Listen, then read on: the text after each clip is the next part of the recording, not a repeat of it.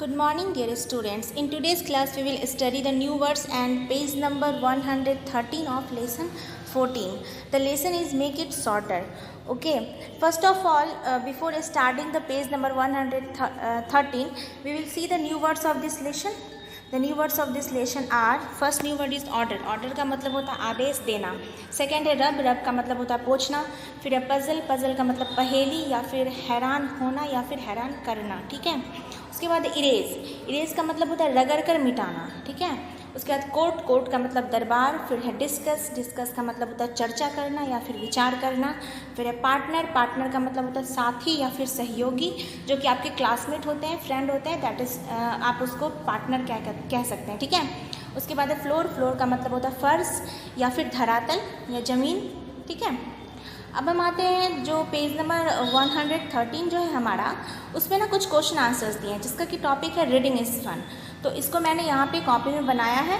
तो इसमें पहला क्वेश्चन है, रीडिंग इज़ फन का पहला क्वेश्चन है, what did Akbar order one day. Akbar ने एक दिन क्या आदेश दिया. ठीक है. तो इसका आंसर हम लोग लिखेंगे, Akbar drew a line on the floor and order to make the line shorter without rubbing any part of it.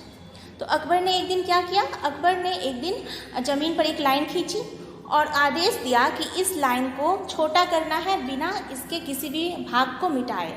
बिना इसके किसी भाग को मिटाए हुए इस लाइन को छोटा करना है. अकबर ने ये आदेश दिया था. ठीक है.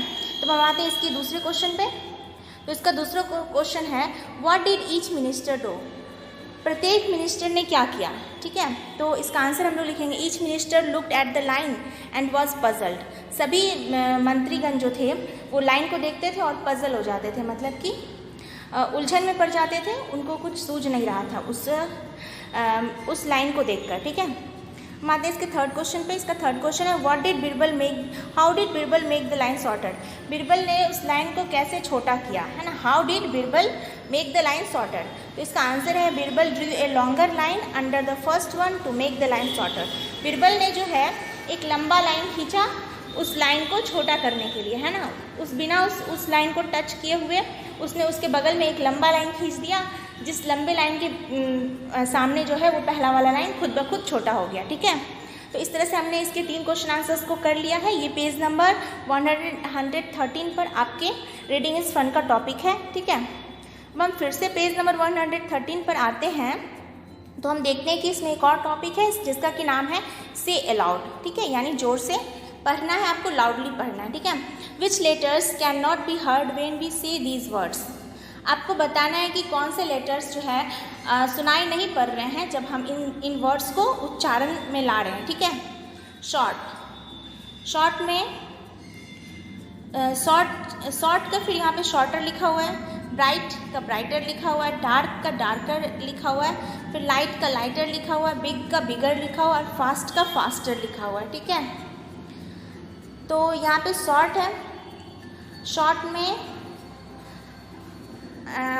जो है उसका यहाँ पे शॉर्टर लिख दिया गया है, फिर ब्राइट का ब्राइटर, डार्क का डार्कर, लाइट का लाइटर, बिग का बिगर, फास्ट का फास्टर. ठीक है.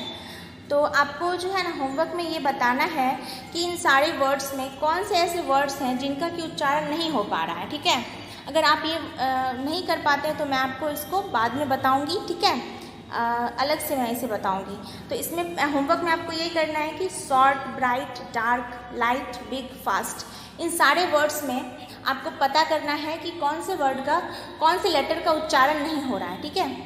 और बाकी ये ER लगा के इसको सुपरलेटिव डिग्री में ले जाए, कंपैरेटिव डिग्री में ले गया है. ठीक है. और होमवर्क आपका यही है. और नेक्स्ट क्लास में हम लोग नेक्स्ट टॉपिक पढ़ेंगे, लेकिन उससे पहले मैं ये टॉपिक आपको नेक्स्ट क्लास में कंप्लीट करूँगी, आपका होमवर्क जो दिया हुआ है मैंने. ठीक है. Thank you my dear students.